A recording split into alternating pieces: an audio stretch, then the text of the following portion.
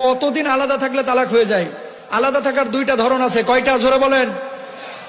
ওমর ফারুক রাদিয়াল্লাহু তাআলা আনহু রাস্তা দিয়ে হেঁটে যাচ্ছেন, এক মহিলা খুব কামনা করছে রাত্রিবেলায়, যদি আমার স্বামী থাকতো, স্বামীকে গান গল্প করতাম, স্বামীর সঙ্গে আমোদ ফুর্তি করতাম, এই ধরনের আকাঙ্ক্ষা করতেছে। মহিলা তো আর জানে না যে উমর ঘুরতেছে বাড়ির আশপাশে, কারণ উমরের এটা একটা স্বভাব ছিল, রাত্রিবেলায় কার ঘরে কি দুঃখ আছে এটা বুঝা, তারপরে সিদ্ধান্ত নেওয়া।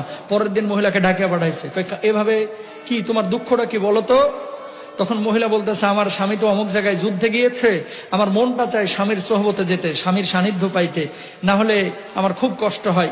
ওমর রাদিয়াল্লাহু তাআলা আনহু প্রতিনিধি পাঠাইলেন। প্রতিনিধি মানে কি? পুলিশ। পুলিশ পাঠাইছে কোথায়? ও যুদ্ধের ময়দানে। স্বামীরে ধরে লয়ে আয়। ধরে নিয়ে আইছে। তোর জন্য এখন যুদ্ধ করা জরুরি না, এখন বউয়ের লগে থাকা তোর জরুরি। আল্লাহু আকবার কর। আজকে স্বামীরা অনেকে দেখবেন খুলনা বলেন, যশোর বলেন, বিয়ে করে বউ রাইখা ঢাকায় গেছে, যেন সৌদি গেছে, 3 বছরও আসতে চায় না। হয়তো ওখানে বিয়ে শাদী করছে, অথবা বউয়ের সাথে মিল নাই। প্রবাস জীবন আপনি অবশ্যই যাবেন। স্বামী যদি বলে যে তুমি 10 বছর থাকো, আমার জন্যই তো কষ্ট করতেছো, আমাদের জন্যই তো, আমার কোনো সমস্যা নাই, তাহলে জায়েজ।